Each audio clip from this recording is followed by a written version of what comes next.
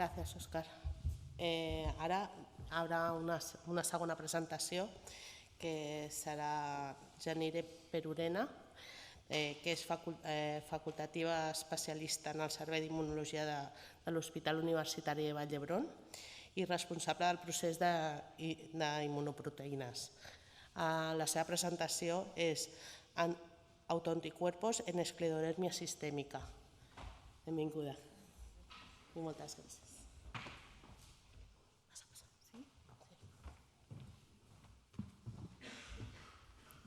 Gracias por la presentación. Sí, gracias. Bueno, pues yo os hablaré de la esclerodermia sistémica y de la utilidad de los autoanticuerpos en el manejo de esta patología. La esclerodermia sistémica es una enfermedad autoinmune de etiología desconocida que se caracteriza por procesos inflamatorios y fibróticos que afectan principalmente a la piel, los vasos sanguíneos y los órganos internos. Diversos estudios han demostrado que su prevalencia es de alrededor de 300 o 400 por millón de personas, con una incidencia de entre 14 y 21 por millón de personas al año. De todas formas, como ya ha comentado Óscar antes, la gran mayoría de estas enfermedades autoinmunes se dan sobre todo en mujeres y, por tanto, su prevalencia será muy diferente si tenemos en cuenta diferentes grupos de personas. Por ejemplo, las mujeres de entre 50 y 70 años, que están representadas con las barras azules en esta gráfica, pues tendrán una probabilidad mucho mayor de tener esta patología. Las manifestaciones clínicas de esta patología se dan sobre todo por tres procesos principales. Por un lado, la vasculopatía y, por otro lado, pues, que se cree que es el precursor del resto de procesos, sería una anomalía en el sistema inmune, una hiperreactividad, tanto innato como adaptativo. Además, otro de los procesos que veremos será una fibrosis excesiva debido a una acumulación de colágeno y otros componentes de la matriz extracelular. La vasculopatía se da inicialmente por un daño endotelial, pero también porque este daño no se recupera de la forma correcta en estos pacientes por una neovascularización y remodelación vascular alterada. Este daño endotelial muchas veces provoca que las células del endotelio mueran y, por tanto, puede hacer que un capilar se dilate o llegue directamente a perderse. Pero, por otro lado, este daño endotelial no siempre implica la muerte de la célula endotelial, sino que también puede provocar una activación y proliferación, dando lugar a una estenosis arteriolar. De hecho, esta activación endotelial, que se cree que es mediada por esta hiperactividad del sistema inmune, también hace que estas células endoteliales comiencen a expresar moléculas de adhesión que permiten que las células del sistema inmune se filtren a los tejidos. También producen sustancias que hacen que esta fibrosis aumente porque se producen componentes de la matriz extracelular y también una proliferación de las células que hay alrededor de los vasos, provocando también esta estenosis arteriolar. De hecho, esta vasculopatía se puede ver en vivo en una de las pruebas que se utiliza para diagnosticar esta enfermedad, que es la capilaroscopia del pliegue ungueal proximal, que se basa en ver con gran aumento esta zona de unión entre la uña y la piel del dedo, en la que se pueden ver los capilares que terminan en estas formas de asa. Esto sería una persona sana.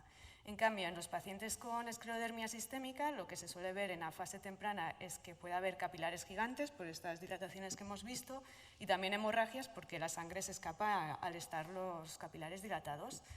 En la forma activa pues, vemos un poco más lo mismo, pero en una forma exagerada, con capilares gigantes y hemorragias mayores. Y en la fase tardía vemos esta neovascularización y remodelación vascular alterada, porque se ve que se recuperan capilares, pero con formas extrañas y aparte pues, que no se recuperan del todo porque vemos que la densidad es mucho menor. Esta vasculopatía da lugar a manifestaciones clínicas que se pueden ver también a simple vista. La principal de ellas es el fenómeno de Raynaud, que se da prácticamente en todos los pacientes con esta patología, que se debe, podéis ver aquí una mano en la que la circulación falta en los dedos debido a que pues, este fallo en los capilares o debido a la estenosis y se pierde la circulación y dependiendo de cuánto tiempo dure esta hipoxia puede dar lugar a necrosis, úlceras digitales, gangrena y que puede derivar incluso en la amputación de algunos dedos en los casos más graves. También la gran mayoría de pacientes presentan telangiectasias en las que la sangre es escapada del capilar y por eso vemos estas esta red de capilares rojos, digamos. Pero esta vasculopatía, además de presentarse en la piel, que es algo obvio, o en las manos, sobre todo tendrá repercusiones a nivel también de los órganos internos, por lo que estos pacientes tendrán manifestaciones clínicas muy graves.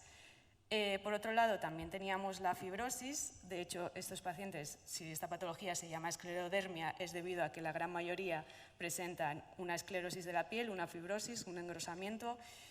Y esta fibrosis no se dará solo en la piel, sino que también se dará en órganos internos. Las manifestaciones clínicas son muy variables, como iremos viendo, pero actualmente algunas de las más graves se deben a la afectación en el pulmón.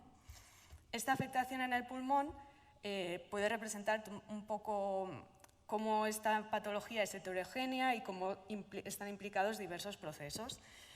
Por ejemplo, algunos pacientes presentan enfermedad pulmonar intersticial, en la que se da una fibrosis excesiva en el parenquima del pulmón, y esto provocará que el intercambio de oxígeno sea dificultoso y, por tanto, los pacientes no puedan respirar. Esto se debe principalmente al proceso de fibrosis. Por el otro lado, tenemos la hipertensión arterial pulmonar, que otros pacientes presentarán esta patología en el pulmón, también hará que sufran de no poder respirar de forma adecuada debido al intercambio de gases, pero en este caso se debe a que los vasos sanguíneos que irrigan el pulmón no están estenosados y no circula la sangre de forma correcta por ellos. Como esta patología es muy heterogénea, ya desde hace muchos años se ha intentado dividir los pacientes en diferentes tipos de enfermedad, con la intención de ver qué paciente va a progresar rápidamente y con manifestaciones clínicas más graves o de una forma más leve y lenta. Ya en los años 80, según los criterios del Leroy, se podían dividir los pacientes en dos grandes subtipos, y esta clasificación se basaba en la afectación de la piel. Si la afectación de la piel es distal en las extremidades o en la cara, se considera que el paciente tiene la forma cutánea limitada, que normalmente presenta manifestaciones más leves y progresa de forma más lenta, mientras que los pacientes que presentan también fibrosis en otras partes del cuerpo se clasifican con la forma difusa cutánea, que en general tienen una progresión mucho más rápida y más grave. De hecho, se ha ido viendo que cada uno de estos subtipos se asocia a manifestaciones clínicas diferentes. Por ejemplo, ya hemos hablado del pulmón, la forma limitada se asocia sobre todo a la hipertensión arterial pulmonar, mientras que la forma difusa se relaciona sobre todo con la enfermedad pulmonar intersticial. ¿Por qué esto es muy importante? Al final, delante de un paciente que acaba de iniciar la enfermedad, el seguimiento será diferente si suponemos que va a haber una hipertensión pulmonar arterial o una enfermedad pulmonar intersticial, porque los métodos diagnósticos que se utilizan para monitorizar si están estas patologías pulmonares serán diferentes.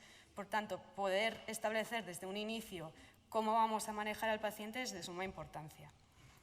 ¿Cómo se diagnostica esta enfermedad? Como la gran mayoría de enfermedades autoinmunes sistémicas con presentaciones tan heterogéneas, disponemos de criterios de clasificación que se basan en llegar a una puntuación dependiendo de si el paciente presenta unas manifestaciones clínicas. Algunas de estas ya las hemos ido viendo: las telangiectasias, el engrosamiento de la piel, la hipertensión arterial pulmonar, y esto, cada una de ellas daría una puntuación diferente. Si el paciente presenta suficientes manifestaciones como para llegar a una puntuación de 9, se clasifica como que tiene esta enfermedad. Y algo importante es que en estos criterios de clasificación vemos que la presencia de tener autoanticuerpos relacionados con esclerodermia, estos 3 en concreto, da 3 puntos, lo cual daría bastante peso digamos, el diagnóstico de esta enfermedad. ¿Cómo se detectan normalmente en los laboratorios de rutina estos autoanticuerpos de forma específica?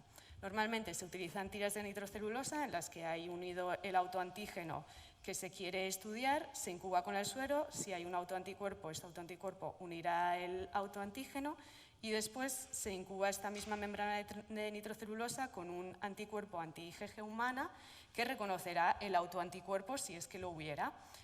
Este anticuerpo anti-IgG humana está conjugado con una enzima, de forma que cuando añadimos un sustrato, el sustrato pasará a ser un producto que da color sobre esta tira, que es blanca.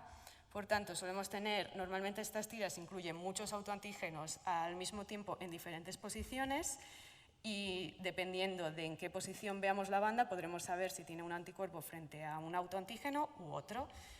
En la tira que se utiliza normalmente en la gran mayoría de los laboratorios se incluyen los 3 autoanticuerpos que hemos visto que se incluyen en los criterios diagnósticos y muchos otros que se han relacionado con esta enfermedad.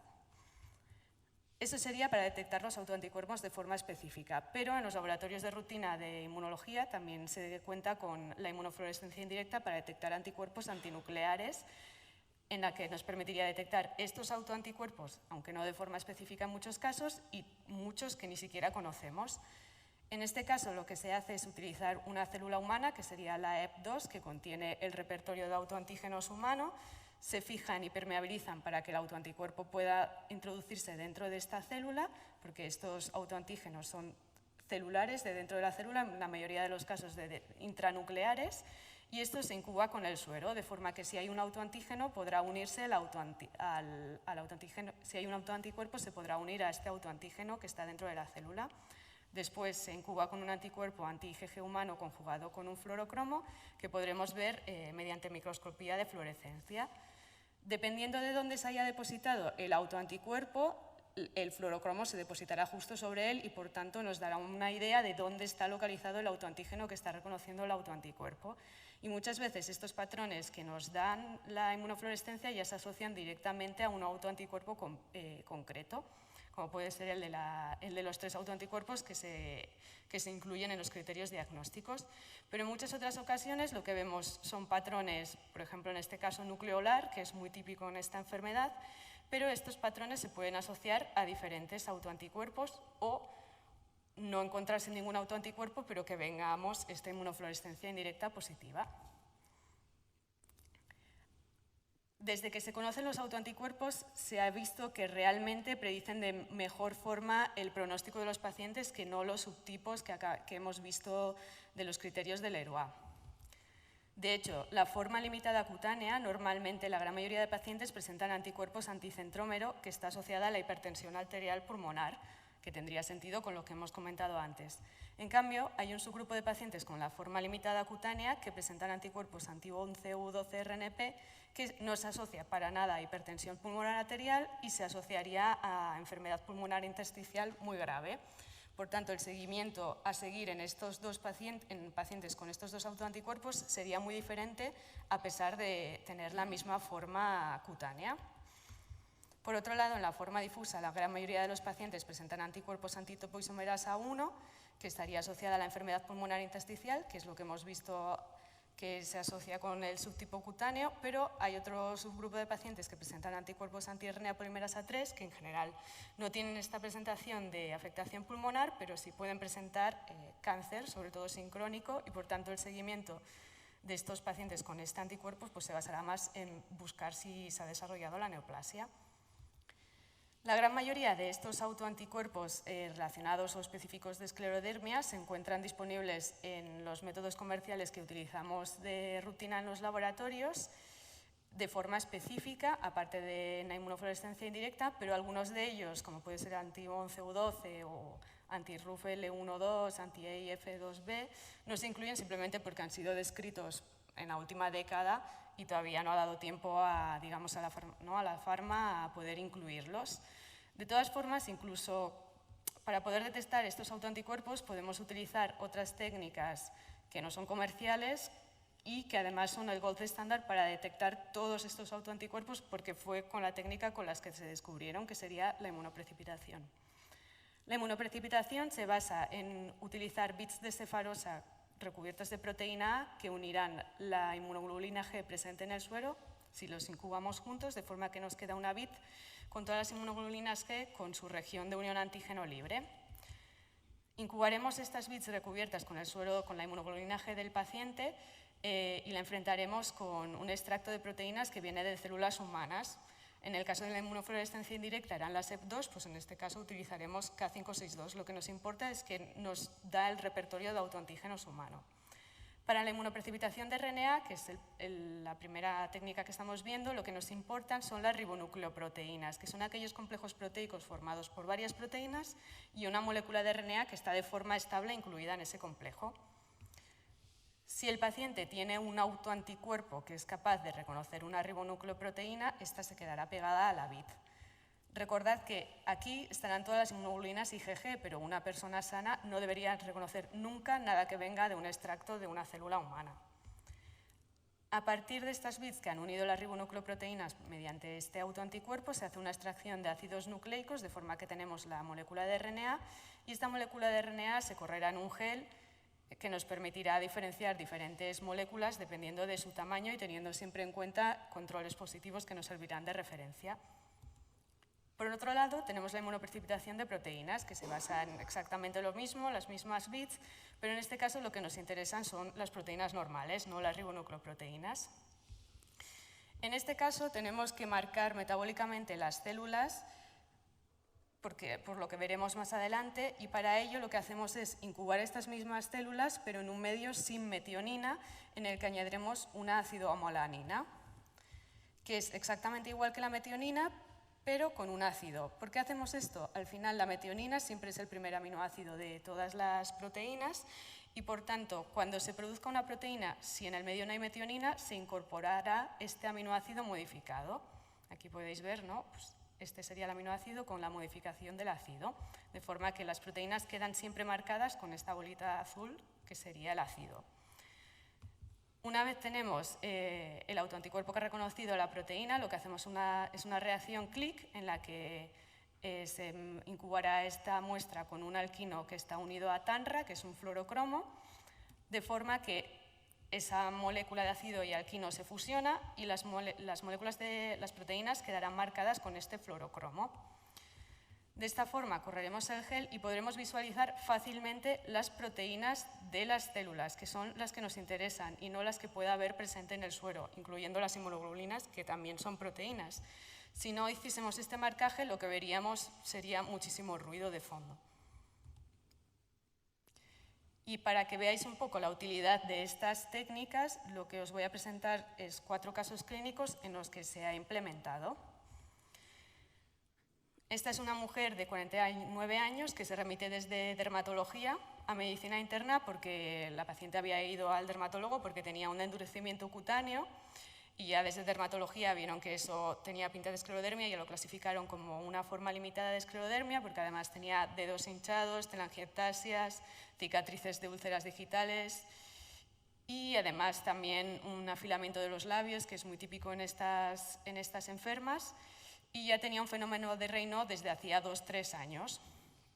Además, la paciente decía que le costaba respirar cuando hacía algún esfuerzo como subir escaleras.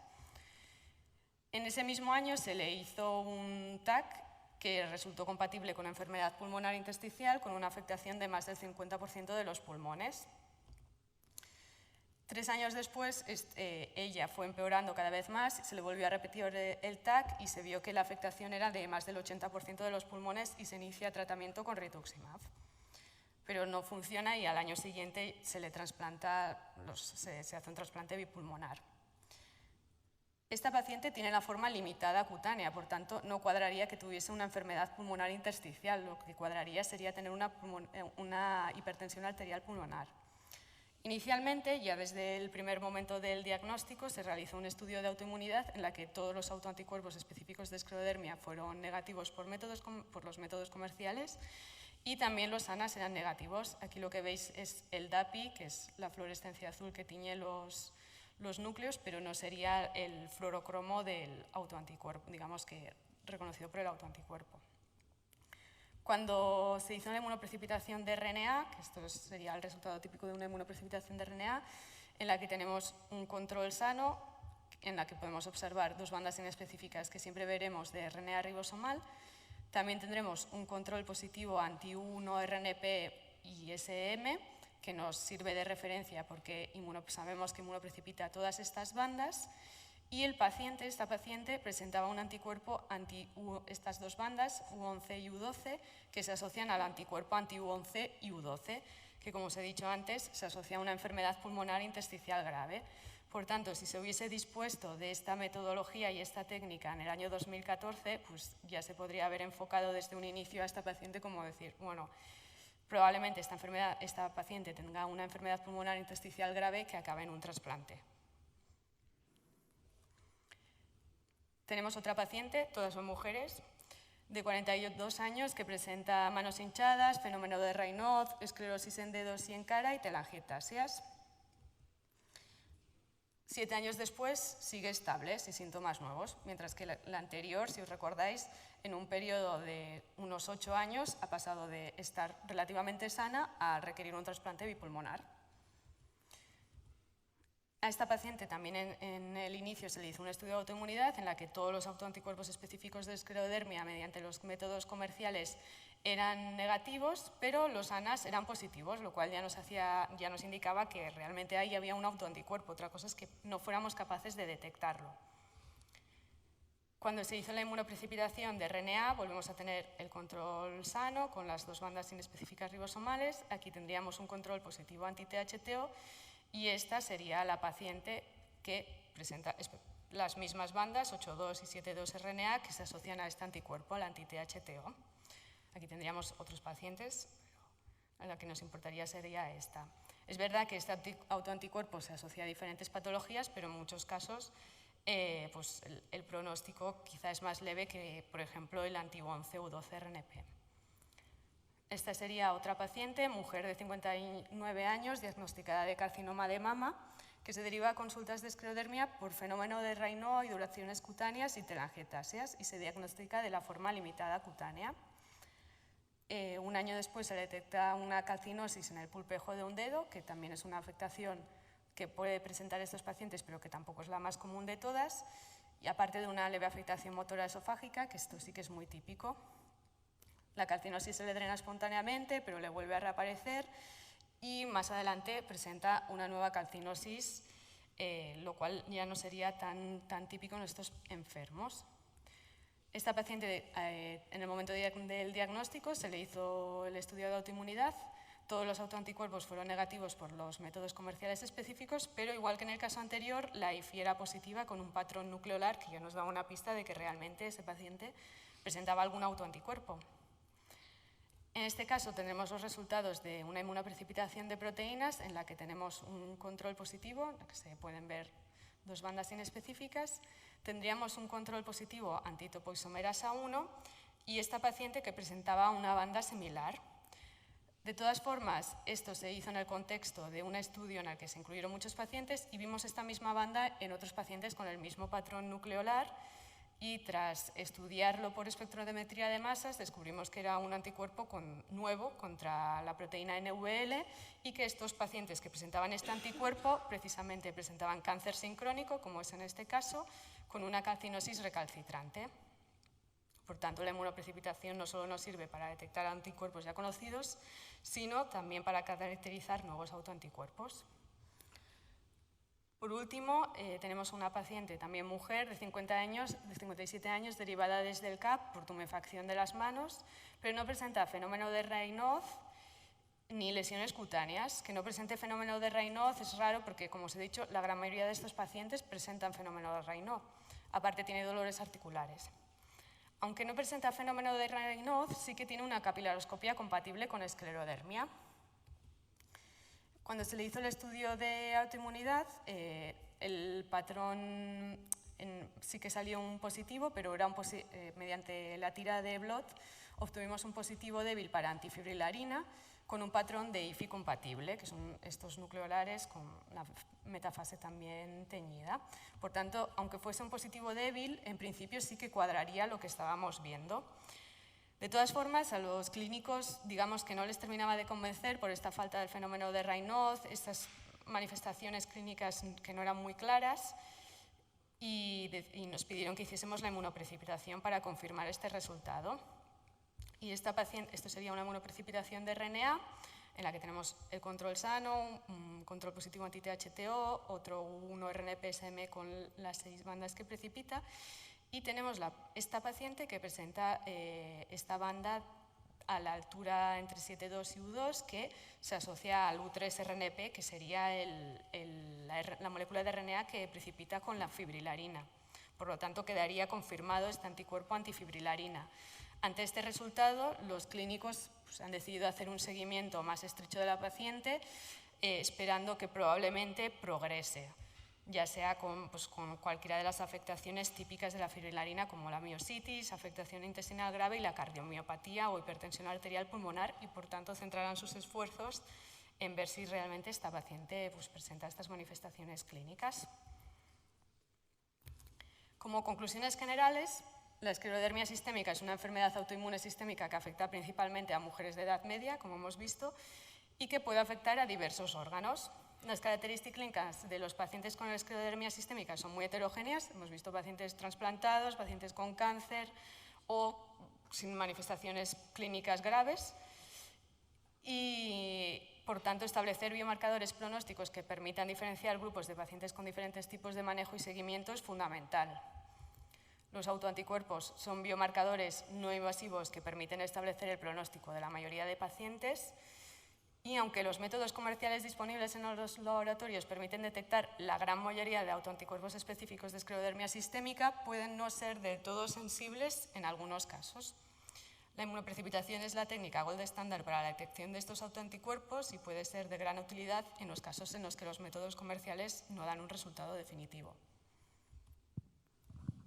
¿Preguntas?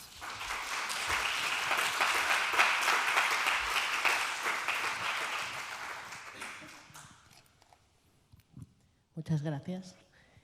Yo tengo una pregunta. Cuando queréis descartar a estos pacientes, primero le hacéis una IFI con ANAS y el primer paciente os dio negativo, ¿no? Sí.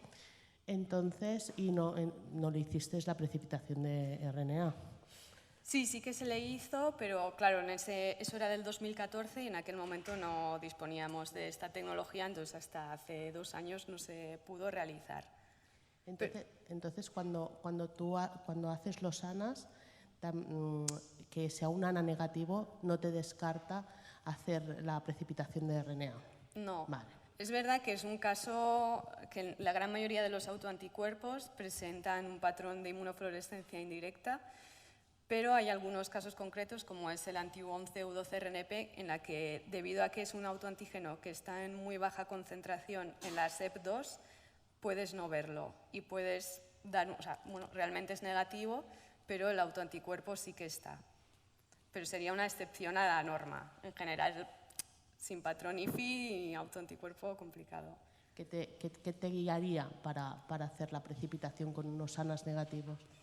Pues en este caso, si es un paciente con esclerodermia sistémica en la que los ANAS son negativos, le haría una inmunoprecipitación de RNA esperando ver un anti-11 u U12RNP, sobre todo si el clínico me dice, no, pues tiene disnea, no respira bien, eso ya sería encender todas las alarmas para decir, este paciente probablemente tiene este autoanticuerpo. Perfecto, muchas gracias. ¿Una pregunta?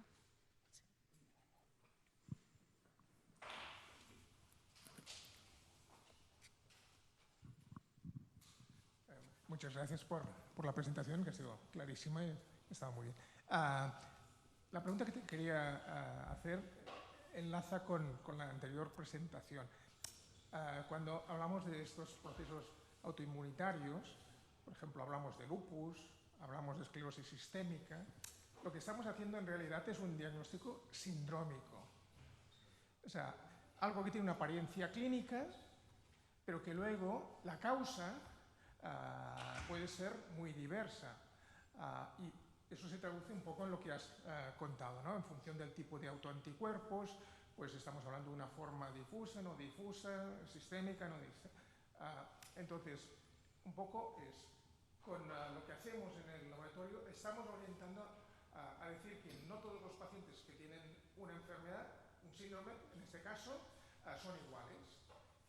Si no son iguales, tenemos que encontrar cuál es la causa, cuál es la diferencia que hay para que luego se manifiesten pues, con más agresividad, menos agresividad, con unos síntomas, con otros. Y esto, hemos visto que ahora en la presentación anterior, pues la inmunogenética nos está aportando mucha información. Entonces, un poco era comentar si en el diagnóstico se hacen pruebas complementarias de tipo genético que permitan, por un lado, clasificar mejor a estos pacientes que tienen este síndrome Y luego, bueno, pues si se encuentra una causa diferencial, pues hacer lo que decíamos antes, tratamientos más específicos. Un poco era, si podías comentar si hay algún dato o algún estudio ya en esta dirección o simplemente no existe y punto. Sí que se han hecho muchísimos esfuerzos en ver pacientes con esclerodermia sistémica comparados con la población general y también entre ellos para ver si pueden encontrar algún gen que indique hacia dónde tirar, pero la gran mayoría son relacionados con HLA o del sistema inmune, que es lo que pasa en la mayoría de estudios genéticos realizados en enfermedades autoinmunes sistémicas. Además, muchas veces estos genes son comunes en lupus y en esclerodermia sistémica, lo cual no te da para discernir unos de otros, y el único que ha demostrado cierta utilidad es el HLA, que sí que pues, algún HLA se asocia pues, a enfermedad pulmonar intersticial, pero cosas muy cogidas con pinzas y así como las inmunodeficiencias primarias son las autoinflamatorias, es como que considero que está muy claro por qué está pasando algo en general, o al menos tenemos una idea. En las enfermedades autoinmunes sistémicas yo diría que todavía es que no llegamos a entender, o sea, vemos qué pasa, ¿no? Estamos como observadores, pero no llegamos a saber no llegamos a profundizar realmente, porque los autoanticuerpos realmente aquí no son los que están causando el daño. Hay alguna publicación que pretende asumir eso, pero me parece complicado. Quizá de aquí a 20 años me tenga que retractar, pero... Sí, bueno, y eso obviamente en defectos genéticos o a veces, bueno, como hay una disregulación que al final conlleva que haya un determinado fenotipo, bueno, si habían datos como se ven algunas enfermedades autoinmunitarias de que hay un patrón de sobreexpresión de genes regulados por el interferón o cosas así. Sí, signatura, sí, o sea, no sé cómo se dice en castellano, signatura, interferón, sí. Esto sí, pero es lo que digo, que al final, y lo mismo que los polimorfismos que encuentras son los mismos que encuentras en lupus, los encuentras en Sjögren, es como, vale, sí, sabemos que hay una hiperreactividad del sistema inmune, pero ¿por qué este paciente tiene esclerodermia sistémica, este tiene Sjögren, este tiene... Bueno, era si había algún patrón pues, de expresión génica diferente que luego se permitiera agrupar. Bueno. Que yo conozca, al menos no. Sí, yo creo que en mi presentación ha faltado, lo había puesto pero luego lo he quitado porque había demasiada información, que en realidad en las enfermedades autoinmunes, salvo las monogénicas, que son minoritarias, el único estudio genético que sí que tiene cierto sentido es el HLA. A veces ya no solo con una enfermedad concreta, porque hay enfermedades en las que merece la pena y la mayoría pues, no merecen la pena. Obviamente la diabetes se debería estudiar y no se estudia, por lo menos en nuestro hospital, y en la mayoría de centros no se estudia, incluso, por ejemplo, para familiares, si son DR3, DR4, pues la verdad es que aumenta la susceptibilidad, el riesgo relativo de que puedan desarrollar diabetes, y si hay formas de tratar prediabetes, pues a esta gente se tendría que intentar diagnosticar antes. La artritis reumatoide, si tienen el epítopo compartido, normalmente suele asociarse a mayor gravedad, en las que son factor reumatoide positivas. Pero luego después hay cosas sutiles, por ejemplo, en algunas enfermedades a lo que se asocia un DR determinado o otra molécula es a un autoanticuerpo determinado, y nosotros en el laboratorio hemos publicado varios en ese sentido, sobre todo en enfermedades neurológicas, pero sí, es lo que tú dices, ¿no? Y un poco es abundar en lo mismo que habíamos dicho antes, que los inmunólogos, a diferencia de otros especialistas, no nos miramos el libro de instrucciones, nos miramos todo. O sea, el lupus, por ejemplo, pues estos lupus, pues haces la signature de interferón antes y después del tratamiento, para ver si el tratamiento, por ejemplo, deplecionante de células B, pues verdaderamente es eficiente, ¿no? Si eliminas las células B o eliminas las células CD38 y entonces cambia. Por ejemplo, en este caso, estamos pendientes de hacerlo en el caso que os he explicado del niño con lupus. O otras cosas, por ejemplo, puedes hacer por citometría, ver que la gente que tiene una especial gravedad pues tiene un porcentaje de células B que son TIBET positivas y que, bueno, sí suele correlacionarse con la actividad de la enfermedad, ¿no? y también con la respuesta al tratamiento. O sea que en inmuno nosotros hay muchas cosas que podemos hacer para ver diagnóstico precoz, pero también pronóstico, seguimiento, respuesta al tratamiento, etcétera. Muchas gracias. Totalmente de acuerdo.